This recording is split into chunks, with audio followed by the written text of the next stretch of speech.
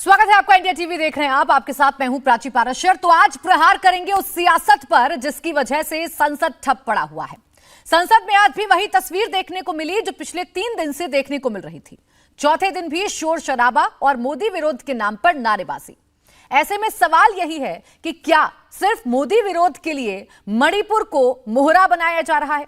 मणिपुर पर चर्चा से कौन भाग रहा है? और अब तो विपक्ष लोकसभा में मोदी सरकार के खिलाफ अविश्वास प्रस्ताव तक लाने की तैयारी कर रहा है। मणिपुर को लेकर देश दुनिया में तो चर्चा हो रही है, लेकिन देश की संसद में क्यों नहीं हो पा रही? तो इस वक्त की बड़ी खबर यही है कि लोकसभा में अविश्वास प्रस्ताव विपक्ष लेकर आ सकता है। सूत्रों के मुताबिक विपक्षी दलों की बैठक में इस बात पर सहमति बन चुकी है। अब इन सब के बीच जो सवाल खड़े हो रहे हैं वो ये कि मणिपुर में क्या वाकई में विपक्ष गंभीर है? क्या मणिपुर पर वाकई में विपक्ष चर्चा चाहता है, या सिर्फ एकमात्र मकसद है प्रधानमंत्री नरेंद्र मोदी पर प्रेशर क्रिएट करना? प्रधानमंत्री नरेंद्र मोदी का बयान चाहता है विपक्ष, और इसको लेकर विपक्ष पहले 267 पर अड़ा रहा और अब अविश्वास प्रस्ताव की तैयारी भी विपक्ष की तरफ से की जा रही है। पार्टी हाउस डिस्टर्ब करते रहते हैं, क्या करेगा? हर दिन डिस्टर्ब करते रहते हैं। क्या लग रहा है मणिपुर वायलेंस को लेकर सरकार तो तैयार है, लेकिन ऑपोजिशन कह रहा है कि पीएम को ही बोलना पड़ेगा। नहीं, वो ऑन दिस। ये कांग्रेस पार्टी और ऑपोजिशन के लोग चर्चा करना ही नहीं चाहते हैं, उत्पात करते रहते हैं, हंगामा करते रहते हैं। चर्चा करना चाहिए ना, पार्लियामेंट में तो सब आते हैं चर्चा करने के लिए। कांग्रेस पार्टी और इनके जो कुछ साथी है उनको कोई इंटरेस्ट ही नहीं है पार्लियामेंट चलाना है, डिबेट करना है, डिस्कशन करना है, कोई इंटरेस्ट ही नहीं है। तो सत्ता पक्ष की तरफ से अपनी लाइन क्लियर कर दी गई है। लगातार सरकार की तरफ से कहा जा रहा है कि हम चर्चा के लिए तैयार हैं, लेकिन विपक्ष बेवजह अड़ंगा लगा रहा है, क्योंकि विपक्ष सिर्फ और सिर्फ सियासत चाहता है। विपक्ष मणिपुर पर सीरियस चर्चा नहीं चाहता है। मेरे 2 सहयोगी इस वक्त हमारे साथ जुड़ गए हैं। पॉलिटिकल एडिटर देवेंद्र पाराशर हमारे साथ हैं, विजय लक्ष्मी दिल्ली से हमारे साथ जुड़ गई हैं। देवेंद्र, अब विपक्ष का अविश्वास प्रस्ताव का शिगुफा छोड़ना, या यूं कहें अविश्वास प्रस्ताव के जरिए सरकार पर दबाव बनाना, क्या मायने रखता है? विपक्ष करना क्या चाहता है? क्योंकि स्ट्रेंथ के हिसाब से, नंबर्स के हिसाब से अविश्वास प्रस्ताव का कोई मतलब नहीं है देवेंद्र।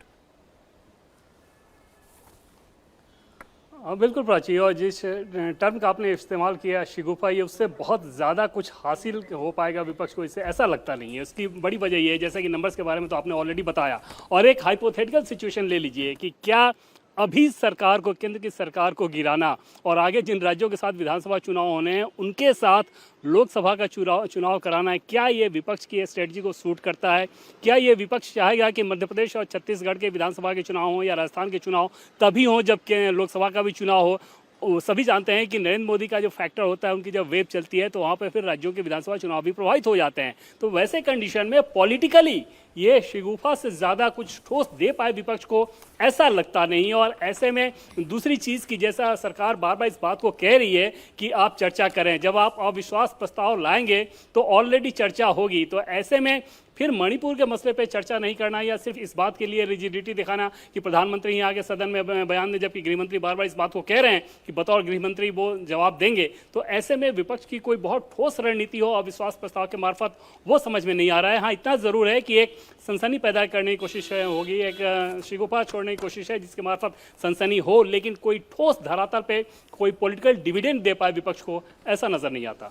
बिल्कुल, देखिए साफ तौर पर कोशिश की जा रही है कि सियासी हलचल को बरकरार रखा जाए। सियासी हलचल कैसे बरकरार रहेगी, इसकी तैयारी भी पूरी तरीके से विपक्षी पार्टियों की तरफ से की गई है। विजय लक्ष्मी के पास में जाऊं उससे पहले प्रहलाद जोशी क्या कुछ कह रहे हैं वो सुनवा देते हैं। ये एनडीए अटल जी और आडवाणी जी का विरासत है। इसको इस 25th ईयर को हमको सेलिब्रेट करना है, और सेलिब्रेट करते हुए मुलाकात करना, बैठना, आइडियाज एक्सचेंज करना, ये सब के लिए माननीय प्रधानमंत्री जी ने कॉल किया है। बहुत उत्साह से और विश्वास से ये इंडिया आगे बढ़ाने के लिए, सेलिब्रेट करने के लिए माननीय प्रधानमंत्री जी ने कॉल दिया है। और अपोजिशन का जो व्यवहार है उसके बारे में भी माननीय प्रधानमंत्री जी ने टिप्पणी की। और उन्होंने कहा, उनके व्यवहार से ये दिखाई पड़ता है कि वो परमानेंटली आने वाला कई वर्षों तक अपोजिशन में रहने का डिसाइड किया है। तो इसीलिए दुनिया भी सोचते हैं ये सेकेंड टर्म का लास्ट साल है, तो भी दुनिया भी सोचते हैं और लोग भी, भारत के लोग भी सोचते हैं कि ये शुरुआत है। तो इसीलिए दुनिया भी सरकार के साथ, इस नेतृत्व के साथ आगे भी व्यवहार इन्हीं के लोगों के साथ करना है, ये भी दुनिया सोच रही। इसीलिए बहुत महत्वपूर्ण एग्रीमेंट और महत्वपूर्ण बातचीत और विश्व स्तर में भारत का मान्यता बहुत ज्यादा हो रहा है। ये हमको भारत के लिए बहुत प्रशंसनीय बात है कि द वर्ल्ड इज ट्रस्टिंग अस। दुनिया हमारे ऊपर ट्रस्ट कर रहे हैं, देश के लोग ट्रस्ट कर रहे हैं। इसलिए प्रधानमंत्री जी ने कहा ये भोर का समय है, this is the time of dawn, चेतना का समय है। और 75th ईयर जो अभी पूरा होने जा रहा है, इसमें देश बदल चुका है। जब हम सत्ता संभाले थे 2014 में, इकोनॉमी में हम 10वीं नंबर पे थे और सेकेंड टर्म पहुंचते तक हम 5वीं स्थान पर पहुंच गए। और प्रधानमंत्री जी ने बहुत विश्वास के साथ ये कहा कि तीसरी टर्म पर हम तीसरी नंबर पे इकोनॉमी पर हम पहुंच रहे हैं। We will be the third rank in the world's economy in our third term. और ये भारत के नागरिक जो हमको बल दे रहा है, स्ट्रेंथ दे रहा है, इसके कारण हो रहा है। और प्रधानमंत्री जी ने ये भी कहा, डेस्परेट और डायरेक्शनलेस, बिना दिशा और हताश विपक्ष के कारण तो हमको और सतर्क रहना है, ये भी माननीय प्रधानमंत्री जी ने कहा। और माननीय प्रधानमंत्री जी ने बहुत इंपॉर्टेंट एक कहा, 2047 तक भारत विकसित राष्ट्र बनाना चाहिए। ये सब हमारा जिम्मेदारी है और यही सपना लेके हमको चलना है। With this dream and with a decision and with a resolution we should move ahead. हम यही सोचना चाहिए, यही सपना देखना चाहिए, यही एक्शन करना चाहिए कि 2047 में भारत एक विकसित राज्य, विकसित देश बनना चाहिए। यही सपना लेके we should live with this dream and we should put all efforts, all out efforts for this. 15 अगस्त के लिए हर घर तिरंगा इस बार भी करना चाहिए। और हर विधानसभा क्षेत्र में इसके लिए कार्यक्रमों को आयोजित करने के लिए माननीय प्रधानमंत्री। तो देखिए, संसदीय दल की बैठक में प्रधानमंत्री नरेंद्र मोदी ने साफ कर दिया है कि विपक्ष की किसी भी रणनीति के सामने फिलहाल सरकार झुकने वाले नहीं है। जो दबाव बनाने की कोशिश की जा रही है प्रधानमंत्री के ऊपर, उस दबाव के आगे प्रधानमंत्री झुकेंगे नहीं, बल्कि वो तो आक्रामक होकर अटैकिंग मोड में अब सीधे तौर पर विपक्ष पर हमलावर हो चुके हैं। विपक्ष सरकार के खिलाफ अविश्वास प्रस्ताव लाने की तैयारी कर रहा है, तो वहीं पीएम मोदी ने इंडिया गठबंधन पर करारा अटैक कर दिया है। पीएम मोदी ने गठबंधन का नाम इंडिया रखने पर जोरदार प्रहार किया और कहा कि नाम रखने से कुछ नहीं होता। उन्होंने ईस्ट इंडिया कंपनी का उदाहरण दिया और कहा कि इसने अपने नाम में इंडिया लगाकर लोगों को बेवकूफ बनाया और देश को गुलाम बना दिया। पीएम मोदी ने अब से थोड़ी देर पहले संसदीय दल की बैठक में बात कही। उन्होंने इंडियन मुजाहिदीन या पॉपुलर फ्रंट ऑफ इंडिया का भी नाम लिया, पीएम मोदी ने कहा कि इन दोनों संगठनों ने भी अपने नाम में इंडिया लगाया था। हम आपको जानकारी दे दें कि इंडियन मुजाहिदीन हो या पॉपुलर फ्रंट ऑफ इंडिया को आतंकवाद फैलाने के आरोप में सरकार प्रतिबंधित कर चुकी है। पीएम मोदी के निशाने पर फिलहाल कांग्रेस पार्टी है। पीएम की आज क्या बड़ी बातें रही ये हम आपको बता दें। इंडिया नाम पर पीएम ने अटैक किया और कहा कि ईस्ट इंडिया कंपनी के नाम में भी इंडिया था, इंडियन मुजाहिदीन के नाम में भी इंडिया था, पॉपुलर फ्रंट इंडिया के नाम में भी इंडिया है। तो इंडिया नाम रख लेने से कुछ नहीं होता है। ये सिर्फ और सिर्फ बेवकूफ बनाने का काम किया जा रहा है, सिर्फ और सिर्फ जनता को गुमराह करने का काम विपक्ष की तरफ से किया जा रहा है। पॉपुलर फ्रंट इंडिया के नाम में भी इंडिया है, इंडियन नेशनल कांग्रेस के नाम में भी इंडिया है। ईस्ट इंडिया कंपनी ने इंडिया के नाम पर भारत को ठगा था, भारत को गुलाम बना लिया था, यह प्रधानमंत्री ने आज कहा है। अब जिस अविश्वास प्रस्ताव की तैयारी हो रही है वो मैं आपको समझा दूं कि उसे क्यों सिर्फ और सिर्फ शिगुफा कहा जा रहा है, क्योंकि आप अगर नंबर्स के हिसाब से देखेंगे तो कुल संख्या एनडीए की 333 है। बीजेपी के पास अपने 301 सांसद हैं, एलजेपी के पास 6, अपना दल एस के पास 2, एआईएडीएमके में 1, नागा पीपुल्स फ्रंट के पास 1 सांसद है, सिक्किम क्रांतिकारी मोर्चा के पास 1, निर्दलीय 2 सांसद हैं। और अब जो नए नए सदस्य एनडीए में जुड़े हैं उनके नंबर्स की आप बात करेंगे तो शिवसेना शिंदे गुट 12 सांसद हैं, एनसीपी अजीत गुट 3 सांसद है, AJSU Party 1, Mizo National Front 1, National People's Party 1, Nationalist Democratic Progressive Party 1। यानी कुल मिलाकर ये जो आंकड़ा हो जाता है ये हो जाता है 333 का। और इसके आगे अगर आप विपक्ष की तुलना करेंगे, विपक्ष के नंबर्स की तुलना करेंगे तो काफी पीछे विपक्ष छूट जाता है, क्योंकि यहां पर इंडिया का संख्या बल में जो नंबर आता है वो है 142। कांग्रेस के पास 50 सांसद हैं, टीएमसी के पास 23, आईयूएमएल के पास 3, समाजवादी पार्टी के पास 3, आम आदमी पार्टी की अगर बात करें तो 1, केरल कांग्रेस एम के पास 1, एनसीपी शरद गुट के पास 3, DMK 24, JDU 16, National Conference 3, CPI 3, JMM 1, Shiv Sena Uddhav गुट 7 सांसद।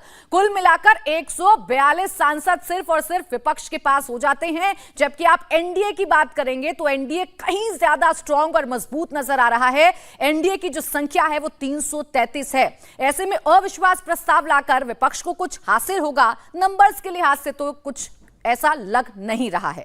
पीएम मोदी ने बीजेपी संसदीय दल की बैठक में इंडिया नाम को लेकर विपक्ष पर किस तरह अटैक किया, इस बारे में बीजेपी नेता रविशंकर प्रसाद ने विस्तार से बताया है। हमको गर्व है अपने प्रधानमंत्री आदरणीय मोदी जी पर। उन्होंने एक नई आशा जगाई है। आज 24 में भी हम ही आने वाले हैं। दुनिया भी यही जानती है, देश भी यही जानता है, विपक्ष भी ये समझता है, लेकिन बार बार विरोध करना। वो मान चुके हैं कि उन्हें सत्ता में नहीं आना।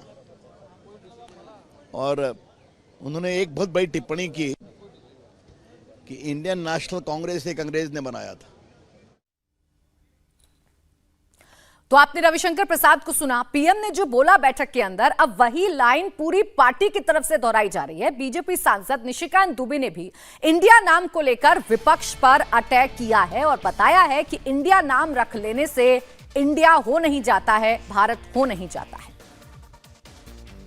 ठीक है, तो मिसाल दी ना उन्होंने। कौन सा कहा कि जो अंग्रेज यदि आए तो ईस्ट इंडिया कंपनी के तौर पर आए। 1885 में यदि कांग्रेस पार्टी का गठन हुआ, अंग्रेजों ने किया, एओ ह्यूम ने किया, सबको पता है, तो वो भी इंडियन नेशनल कांग्रेस ही है। यदि मुजाहिदीन अपने आप को कहते हैं तो इंडियन मुजाहिदीन कहते हैं। जो हमने बैन किया है पीपुल्स फ्रंट को, जो है पीएफआई को, तो वो भी अपने को इंडिया करते हैं। तो इंडिया जहाँ नाम जोड़ने का मतलब आज के देश में जो फैशन बन गया है, वो फैशन जो अर्बन नक्सल हैं, जो नक्सलवाद हैं, चूँकि हम जिस राज्य से आते हैं नक्सलवादियों को सबसे ज़्यादा हमने झेला है, तो वो अपने आप को लेजिटिमेट करने के लिए इंडिया नाम जोड़ देते हैं। तो ये सभी अर्बन नक्सलवादी हैं और सारे अपोजिशन इतने टूटे हुए मरे हुए हैं कि वो मुकाबला नहीं कर सकते भारत में, मतलब भारतीय जनता पार्टी का, इसलिए उन्होंने इंडिया नाम डाल दिया है। तो देखिए, बीजेपी सांसदों की तरफ से साफ कहा जा रहा है कि मुकाबला नहीं किया जा सकता एनडीए का, इसी वजह से इंडिया नाम का सहारा विपक्षी पार्टियों की तरफ से लिया गया है। लेकिन सिर्फ इंडिया नाम रख लेने से कोई भारत नहीं हो जाता है, जीत की गारंटी नहीं हो जाता है। तो दूसरी तरफ अविश्वास प्रस्ताव को लेकर भी लगातार चर्चाएं चल रही हैं, अटकलों का बाजार गर्म है।